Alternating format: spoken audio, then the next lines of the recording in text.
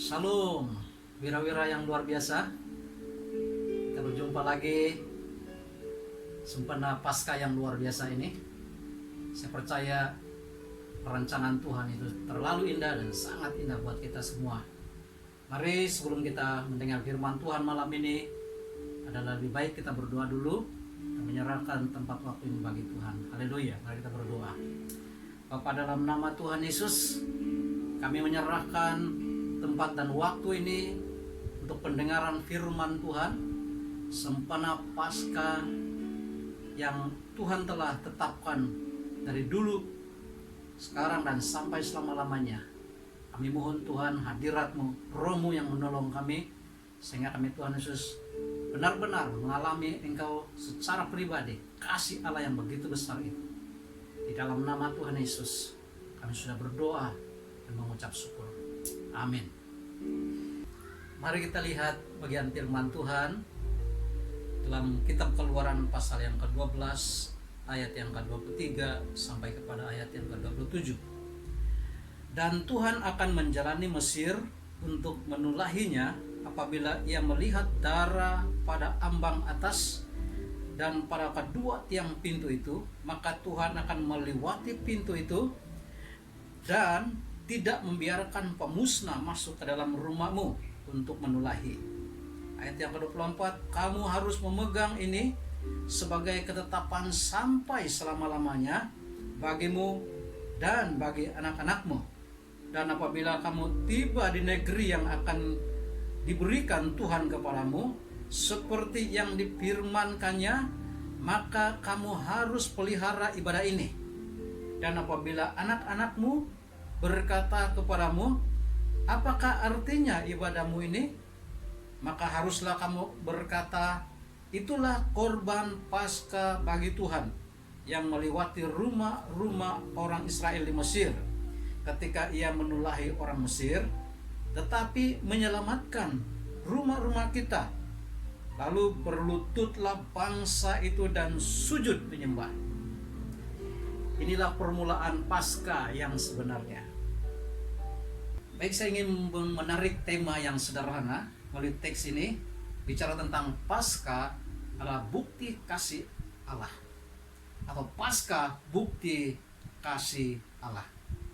Nah, di dalam teks ini saya ingin menarik ada dua poin yang besar, dan saya percaya poin ini membawa kita untuk mengerti tentang Paskah yang sebenarnya. Poin yang pertama adalah berbicara tentang menyelamatkan. Ternyata kasih Allah yang begitu besar itu menyelamatkan saya dan kita semua. Dalam Yohanes pasal 3 ayat yang ke-16 berkata begini, karena begitu besar kasih Allah akan dunia ini, sehingga ia telah mengaruniakan anaknya yang tunggal, supaya setiap orang yang percaya kepadanya tidak binasa, melainkan beroleh hidup yang kekal. Artinya, kasih itu ditunjukkan kepada kita semua. Kasih yang besar itu dinyatakan kepada kita semua dalam Paskah ini. Dengan cara apa? Dengan cara pengorbanan Yesus di kayu salib. Kalau kita perhatikan dalam 1 Petrus pasal 1 ayat 19 berkata demikian, melainkan dengan darah yang mahal, yaitu darah Kristus yang sama seperti darah anak domba yang tak bernoda dan tak bercacat. Berarti pengorbanan Yesus di kayu salib,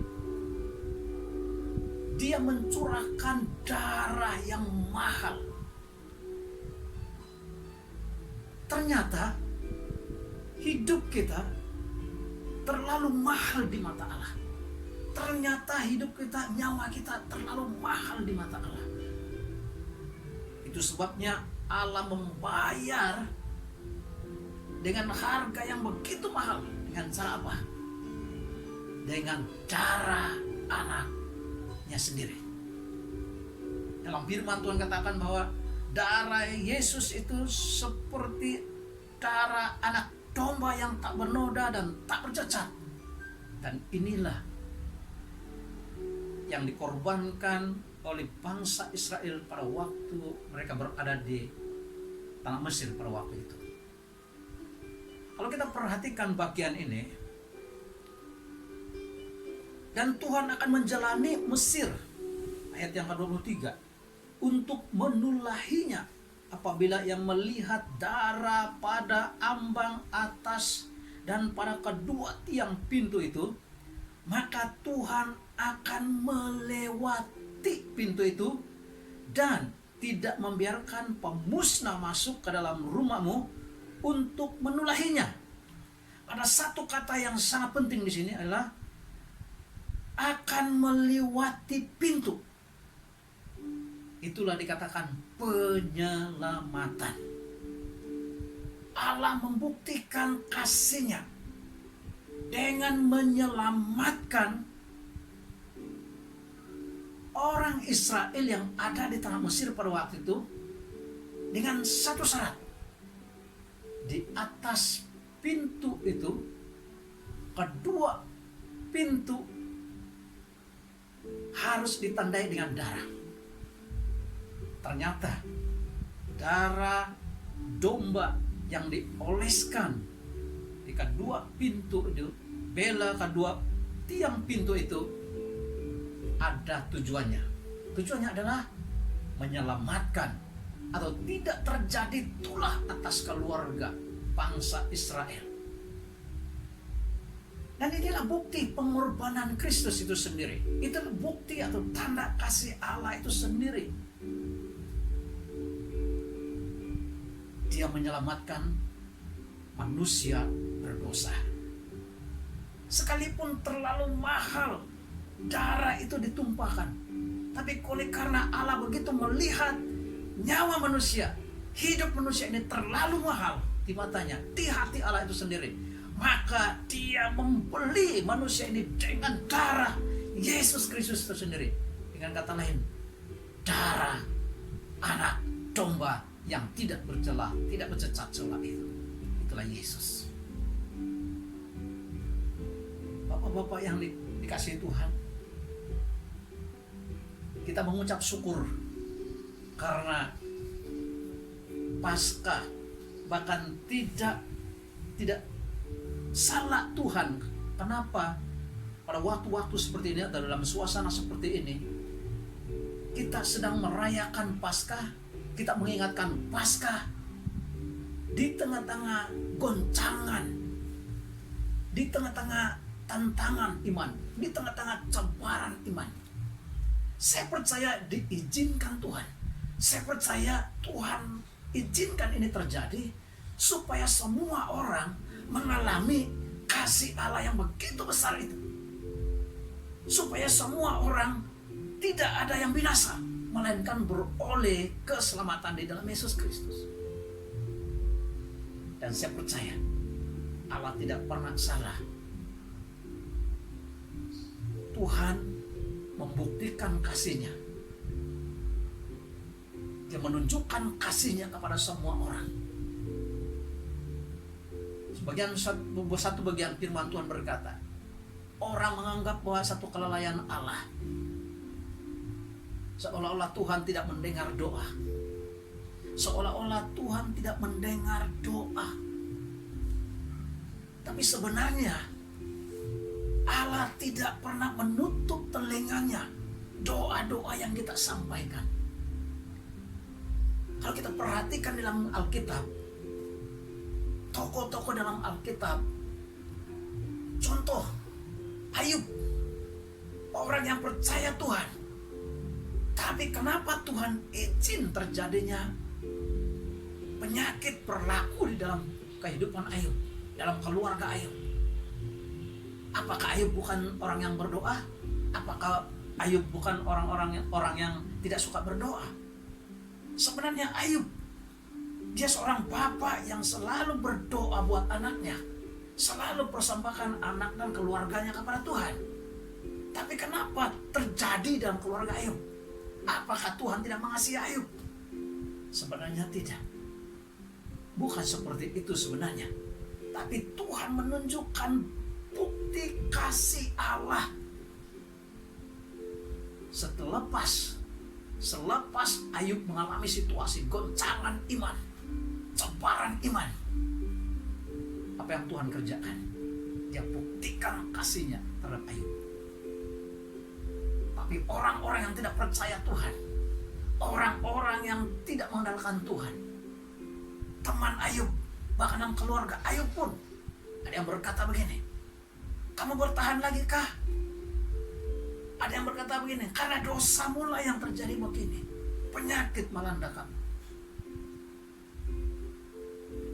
Tapi sebenarnya Allah sedang menunjukkan kasih-Nya yang begitu besar kepada Ayub sebagai seorang bapa, supaya dia melihat Tuhan tidak pernah meninggalkan Ayub, Tuhan tidak pernah melupakan Ayub sebagai seorang bapa yang selalu berseru akan dia. Bapak-bapak yang dikenal, yang saya kasih dalam Yesus Kristus, inilah bukti pengorbanan Kristus. Yaitu poin yang pertama tadi, yaitu menyelamatkan nyawa hidup kita dari segala apapun. Kita bersyukur karena Yesus telah mati buat saya dan kita semua. Kita bersyukur karena Tuhan melepaskan kita dari tulah. Tuhan melepaskan kita dari tulah. Kata tulah di sini sebenarnya hukuman, kematian. Inilah yang Tuhan lepaskan di tanah Mesir pada waktu itu. Tuhan memperlihatkan kepada Firaun. Tuhan memperlihatkan kepada Firaun dan orang-orang yang ada di sekitarnya pada waktu itu, bahkan ada di tanah Mesir, bahwa Tuhan begitu mengasihi. Tuhan itu berkuasa menyelamatkan nyawa. Tetapi Firaun tidak melihat apa sebenarnya tujuan Tuhan melakukan semua itu. Saya percaya bapak-bapak sekalian, kalau kita sepertinya dalam situasi yang sekarang ini, disinilah yang membuktikan bahwa siapa kita sebenarnya. Iman yang bagaimana dalam kita? Apa kita masih mengingat janji-janji Tuhan? Penyelamatan Tuhan terhadap bangsa Israel yang ada di tanah Mesir pada waktu itu. Dan inilah bukti kasih Yesus. Inilah bukti kasih Allah. Saya percaya firman Tuhan ini bukan saja terjadi pada waktu itu, tetapi juga terjadi pada situasi yang sedang kita hadapi hari-hari ini. Apa yang menggugat iman kita?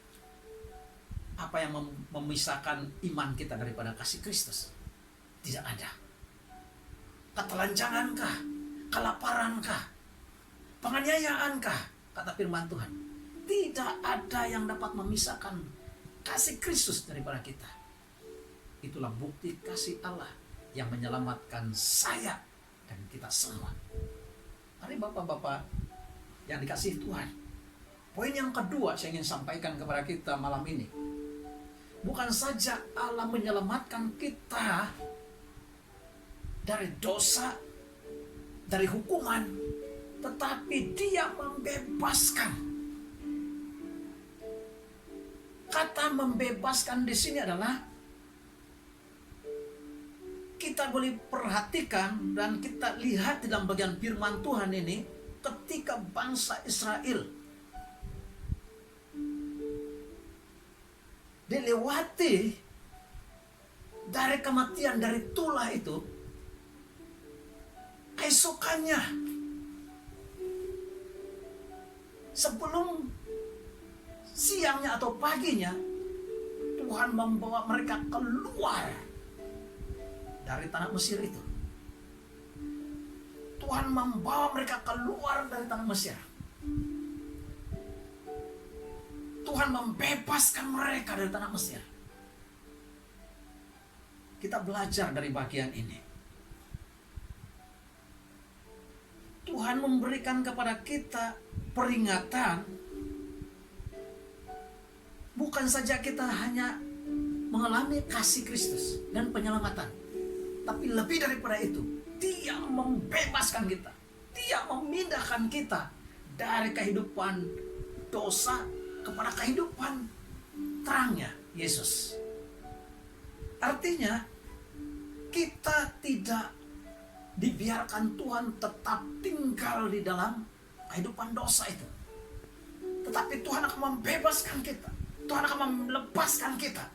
Inilah bukti kasih Allah buat saya dan kita semua. Dia akan membebaskan kita dari ikatan dosa. Dia membebaskan kita daripada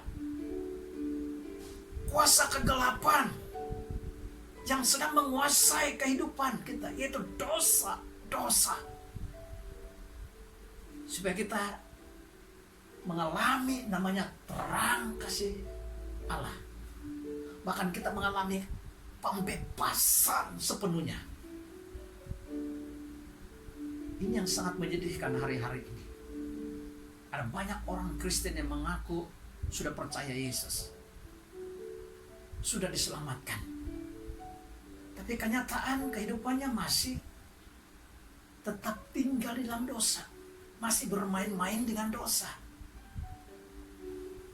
masih bergumul hidup di dalam dosa, belum dicabut akar-akar dosa.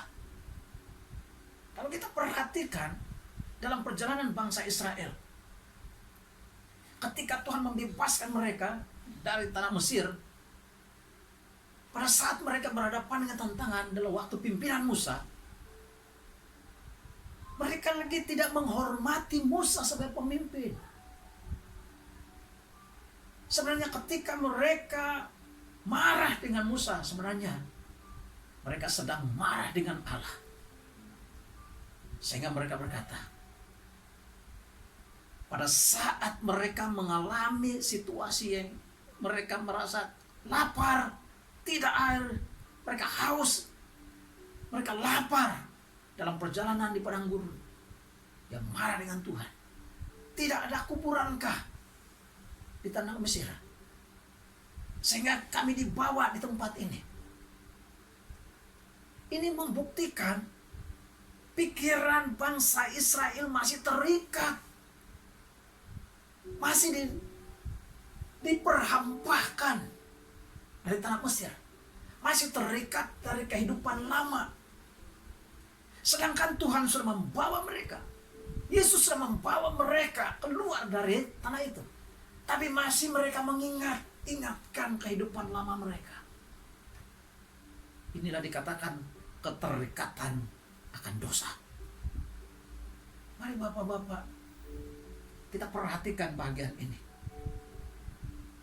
Sebenarnya Allah sudah menunjukkan kasih-Nya, menyelamatkan bangsa Israel dari tulah, dari kematian, sehingga dibebaskan, dibawa dalam perjalanan menuju ke tanah Kanaan yang sudah dijanjikan Allah sebenarnya. Tapi kenyataannya, bangsa Israel masih mengingat-ingat dosa lamanya, masih dibelenggu dari pikiran-pikiran lama. Seringkali orang Kristen berhadapan dengan situasi ini. Bahkan tidak kurang bapak-bapak lupa. Sekalipun dia katakan sudah berada dalam pelayanan Tuhan, sudah sibuk dalam pelayanan Tuhan, tetapi masih lagi ada kehidupan lama yang belum dicabut, yang belum dibebaskan dari kehidupan kita. Dan inilah yang membelenggu kehidupan banyak bapak-bapak hari ini. Kiranya dalam Paskah tahun ini membawa kehidupan kita, sekali lagi bapak-bapak, bukan sekadar kita tahu bahwa kasih Allah itu besar, bukan sekadar bahwa kita sudah tahu bahwa ada darah Yesus menyucikan kita, tapi mari izinkan Tuhan membawa kita, melepaskan kita dari kehidupan lama. Karena dari kehidupan lama itulah yang menghambat kehidupan kita untuk menuju ke tanah Kanaan, ke tanah perjanjian yang Allah sudah janjikan kepada kita. Jadi bagian firman Tuhan ini sangat menarik sekali. Waktu mereka berada di tanah Mesir, ada satu bagian yang harus mati. Kalau tidak ada tanda darah dalam kedua tiang pintu itu. Siapa dia? Itu anak sulung. Kata anak sulung di sini berbicara sebagai ketua, sebagai yang dipercayakan tanggung jawab yang besar. Anak sulung di sini bicara tentang kepala atau sumber. Bayangkan terjadinya kemusnahan atau kematian di tanah Mesir pada waktu itu, bukan saja pada anak sulung manusia atau keluarga, tetapi anak sulung kepada binatang peliharaan pun akan mati. Yang sebenarnya anak sulung ini bicara tentang sumber. Bapak-bapak yang dikasihi Tuhan, saya percaya kita adalah sumber, kita adalah kepala dalam keluarga. Seharusnya kita menjadi imam, kita menjadi kepala, kita menjadi sumber yang baik. Kita menyatakan tugas yang dipercayakan Tuhan kepada kita sebagai kepala para sumber itu, supaya tidak terjadi kematian. Tugas imam dalam pelajaran kita sebagai bapak-bapak, sebagai wira, tugas imam apa? Ada 3 poin yang kita belajar dari tugas sebagai seorang imam. Yang pertama adalah kekuatan seorang bapak terletak pada doanya. Dan inilah tugas imam sebenarnya, doanya. Kekuatan seorang laki-laki terletak pada doanya. Seorang laki-laki, seorang bapak tidak dapat berdoa dengan baik. Kenapa? Karena masih terikat dengan kehidupan lamanya, masih terikat dengan kehidupan dosa-dosa, belum dilepaskan, belum dibebaskan dari kehidupan lamanya. Itu makanya begitu beramai bapak-bapak tidak dapat bersekutu dengan Allah, tidak dapat berdoa, doanya tidak dapat dijawab. Kenapa? Karena kehidupan bapak-bapak masih terikat dengan dosa, belum dibebaskan. Yang kedua adalah mendengar. Kata mendengar di sini adalah bukan saja kita mendengar dengan telinga begitu, tetapi kita mendengar dengan hati. Kita mendengar dengan Tuhan. Apa yang Tuhan ingin bicarakan kepada kita dalam hidup kita. Dan yang kedua, kita mendengar apa cerita dalam keluarga kita. Inilah tugas seorang imam. Doa. Doa berkomunikasi kepada Allah. Dan juga doa adalah dilepaskan terhadap keluarga kita. Dan inilah tugas sebagai seorang bapak.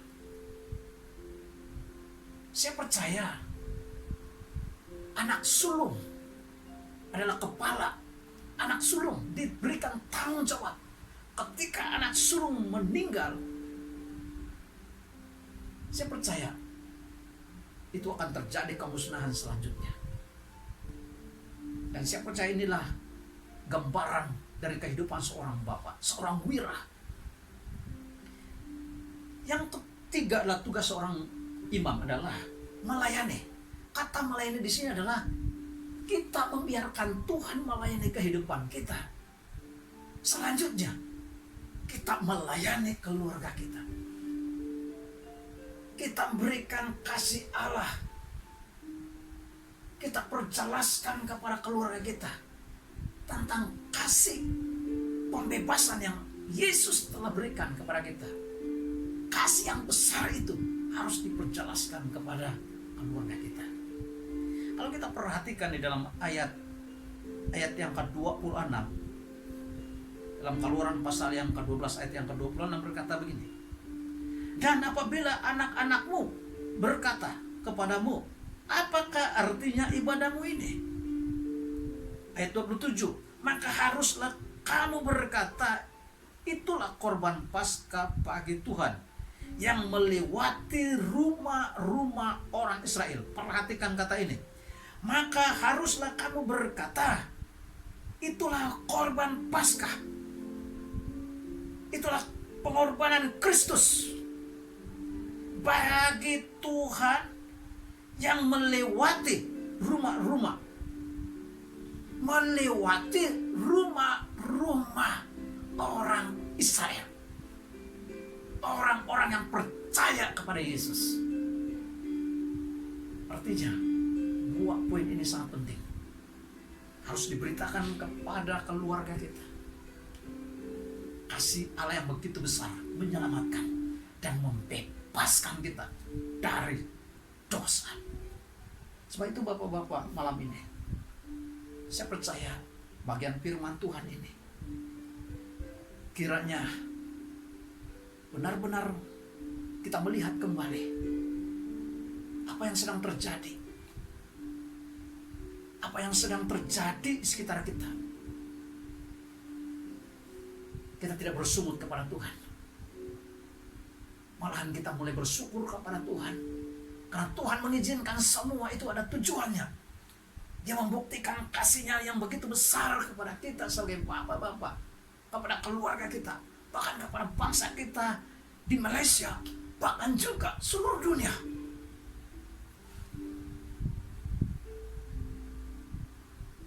Dalam Roma pasal 5 ayat yang ke-8 hingga 11. Tapi saya akan membaca dalam Roma pasal 5 ayat yang ke-8 katakan begini. Akan tetapi Allah menunjukkan kasih-Nya kepada kita oleh karena Kristus telah mati untuk kita ketika kita masih berdosa. Bayangkan, Allah menunjukkan kasih-Nya. Berarti tidak ada alasan buat kita bapak-bapak hari ini untuk tidak datang kepada Tuhan. Tidak ada alasan buat kita untuk tidak bergairah bagi Tuhan. Tidak ada alasan bagi kita untuk tidak bersemangat bagi Tuhan. Karena Dia memberikan nyawanya mahal sekali. Darahnya itu mahal sekali. Itulah nyawa Allah itu sendiri. Dia berikan kepada saya dan kepada kita semua. Supaya jangan ada kematian buat anak sulung. Itu kepala yang dipertanggungjawabkan, yaitu sumber. Mari bapak-bapak hari ini, kiranya dalam ibadah Paskah ini kita benar-benar keluar dari kehidupan lama kita, masuk pada terangnya Tuhan yang ajaib itu. Mari kita datang kepada Tuhan. Kita serahkan kehidupan kita. Kalau selama ini hanya sekadar kita mengenal tentang kasih-Nya, hanya sekadar kita mengenal tentang pengorbanan Yesus, tetapi sebenarnya kehidupan kita belum mengalami namanya pembebasan dari kehidupan lama kita. Mari kita izinkan Roh Allah sekali lagi melawat hidup kita.